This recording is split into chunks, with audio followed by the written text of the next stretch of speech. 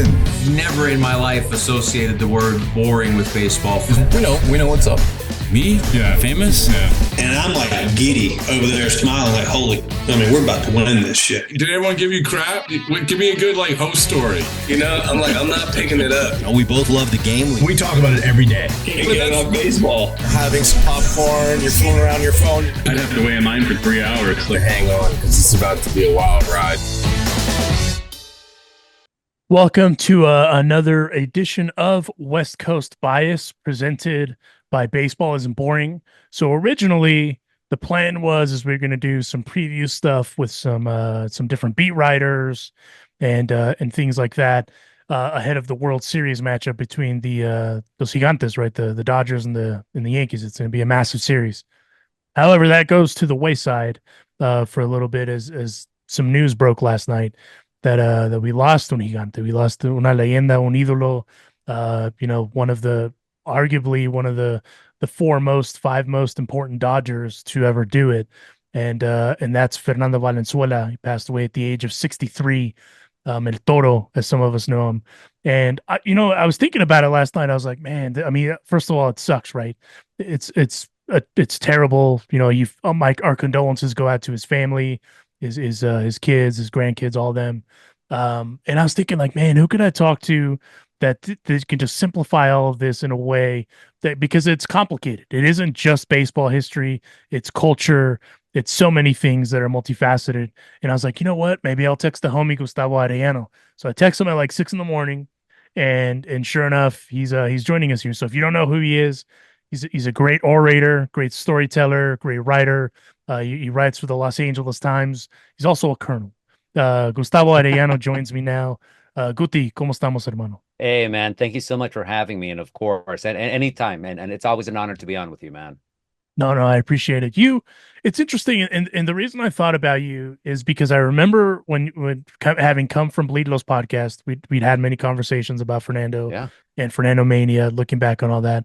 But I remember you saying something that always stuck out to me, that you didn't think he was a Hall of Famer. And I read a piece today that you wrote, which it's a fantastic piece on the Times. Go read it. Thank you. Where you said that you've changed your tune. Without giving it away from the story, I want to hear from kind of the horse's mouth. What's made you change your tune on that? Yeah, no, and people would get mad at me. It's like the same thing. People would get mad at me because I'd said Tom Flores, the Raiders coach, did not deserve to be in the Hall of Fame. And now we know what happened to him. God bless him. But with Fernando, I look at it objectively. If you Hall of Fame historically has been for the players who are the best of the best on the field. And Fernando, during Fernandomania, was one of the greatest pitching seasons of all time. Straight up there with Bob Gibson in 68, up there with all the greats, Denny McClain and all of that. But his career as a total, it was better than okay, but it wasn't Hall of Fame caliber for me. Yes, he had a humongous cultural impact. Yes, Latinos started flocking to the game in a way they had never done before, but I just didn't think it was enough to get him to the Hall of Fame. But seeing all this tears, no better way to put it, tears of joy, tears of sadness, and just people remembering him, people who are not even born when he retired from the big leagues in 97, but know him from YouTube, they're posting tributes. And that's when it finally struck me. It's like, the amazing thing about baseball, more than any other sport, is that they'll bring you a player every generation or so that's just straight up magic. That, as I put in my piece, it's a part of the divine. We're talking about people like Babe Ruth, Jackie Robinson, Shohei right now. When you see them, you're like, I'm going to be able to tell anyone that I saw him in person. And that's what Fernando was, that Fernandomania season. And even when he was a Philly, even when he was a Padre, a Cardinal, people still went to see him because they wanted a piece of that magic, even in retirement. And that's when I realized, you know what? Yeah, he deserves to be in the Hall of Fame because baseball, what makes baseball the best of all sports is that magic. And Fernando was that magic. No, and it's true. I wasn't alive during Fernandomania. I was not even a thought, if I'm being honest. I was born in 86, right? But, the thing that my dad, the things that we bonded over growing up was sport, right?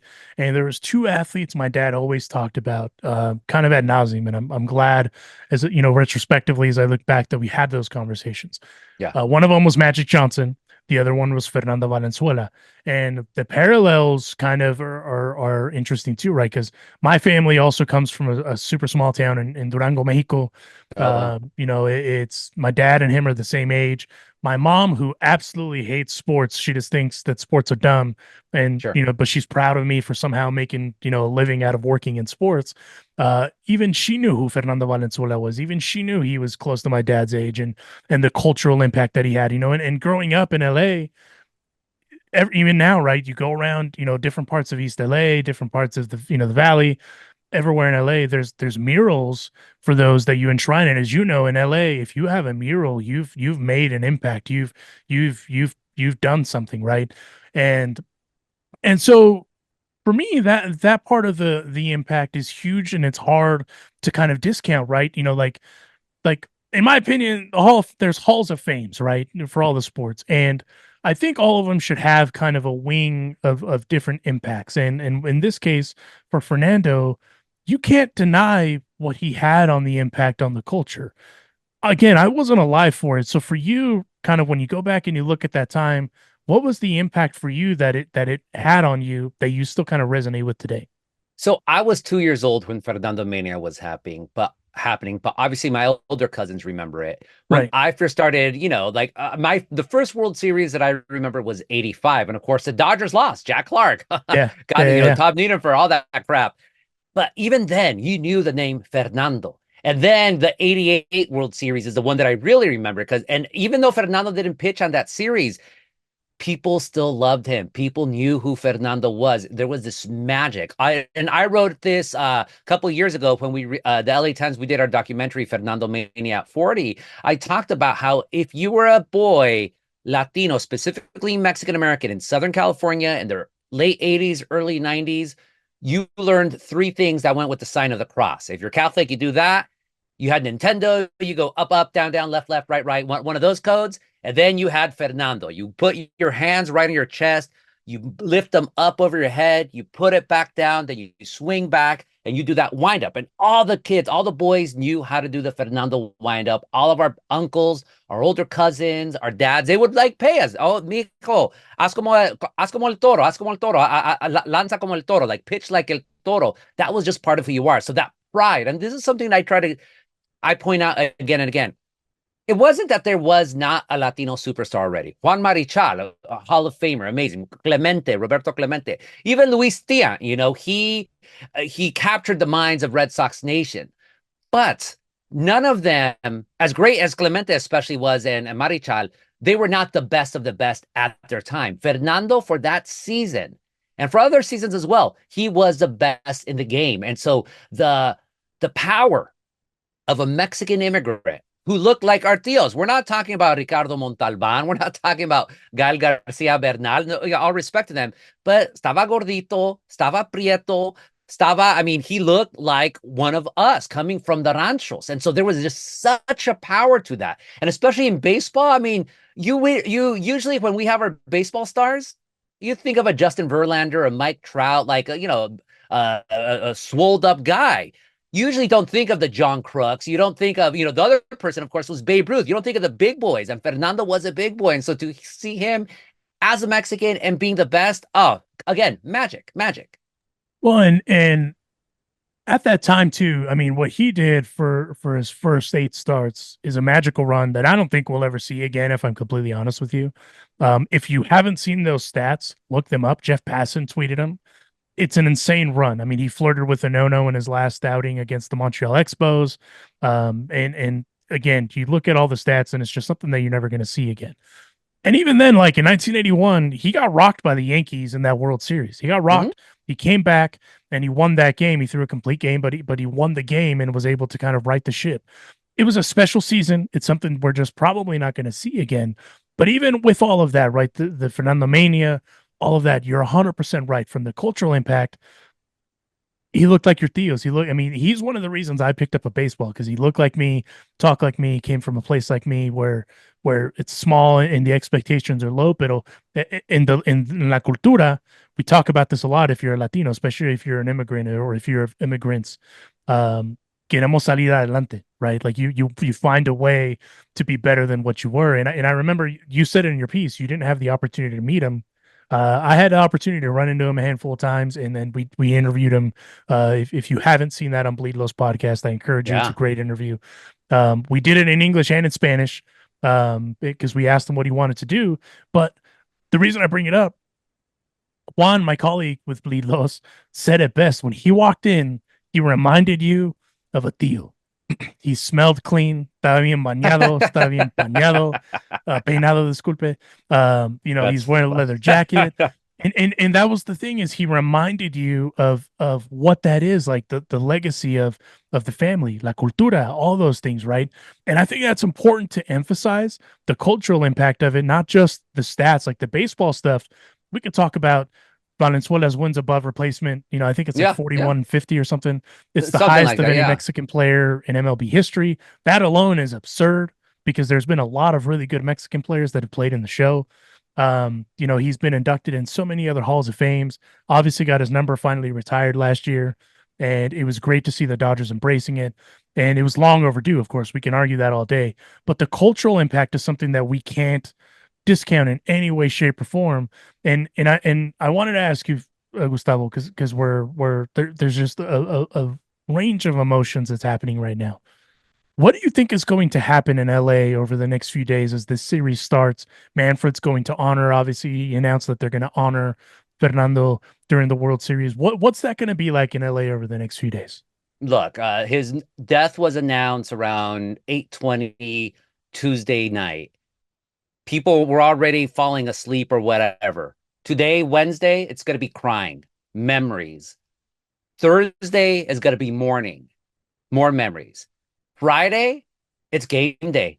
And then the last tears are going to be at the stadium when they do that, whatever the memoriam is going to be. Remember, it's going to be broadcast nationwide against the Yankees. The entire nation is going to see this, and you're going to have the tears. Y cuando se acabe the video clip, you're going to have, I'm getting emotional thinking about it right now, and I'm not even a Dodgers fan. You're going to have one of the loudest applauses you'll ever hear. All that emotion is going to spill out, and then play ball. Win it for el Toro. Come on, Dodgers. Win it for el Toro. It is on you, and let's see what's going to happen in the series, but that Dodgers team is going to be inspired by one of their greats dying just days before the whole eyes on Dodgers Nation is on them. How ironic that a guy whose life and career is absolutely already a movie to begin with, right, passes away, and his birthday would be on the date of Game 6. And the Dodgers have the precipice of doing, as they say on Twitter, the funniest thing, right? And going out and potentially, obviously this is going to be a great series. We haven't even, and I'm not even in the mood to do the hardcore analysis stuff. It's going to be a great series between two of the best teams in all of baseball with the biggest stars, all that jazz, right? But it's one of those where they have the funniest thing. And in your case, like you said, you're not a Dodger fan, but how can you not love baseball where it all kind of lines up in a weird way like that, ironically? Yeah, I mean, the hope, of course, for Dodgers fans that it doesn't get to Game 6. The Yankees are incredibly dangerous. My God, the pitching staff, Juan Soto, Giancarlo, Aaron Judge, let's not forget about him. But if it were to land on Game 6, again, look, it's funny because it's World Series time. I'm the columnist for the Los Angeles Times. So of course I'm covering the World Series. And friends of mine, people always get tripped up. You, Gustavo Arellano, you're a sports fan? I'm like, who the hell do you think I am? Just because I'm a nerd? I'm a Southern California kid. Soy hijo de mexicanos, de Zacatecas. So we're about boxing and baseball, not soccer. Who cares about soccer? But of course, with no disrespect to all the soccer fans, because it's like the rest of Mexico. But of course, that's why you live. That's why baseball, again, is the sport of all sports, because it has such a long history. It's 162 games. You were mentioning earlier, Fernando's season. No one is perfect in baseball all the time. You could do it for one game. You could have your no-hitter. You could have an amazing streak like Fernando's 8 games, DiMaggio's 56 and all that. But at the end, you have to fall down. I mean, baseball's a sport where you get in the Hall of Fame for hitting a ball safely through times out of 10. Any other game, you get thrown out. You don't make it into the game. But that's what baseball is. That's what Fernando exemplified. And so today and tomorrow, we're going to be sharing these stories. We're going to be talking. We're going to be crying. There's going to be mariachis everywhere, the east side, the valley, all the Dodgers fans. But I'm telling you, Friday, it's interesting how it's going to work out. And I think that emotion, especially with baseball, is so much a game of swings. The Dodgers are going to be carrying that air, and they're going to hopefully go, at least for the fans, go to the World Series and win. It's going to be a great series. It begins on Friday, and I had the Dodgers winning in 7. I'm low-key now hoping that they win in 6, because it would just be, just like I said, it would line up ironically with just one of the greatest stories ever.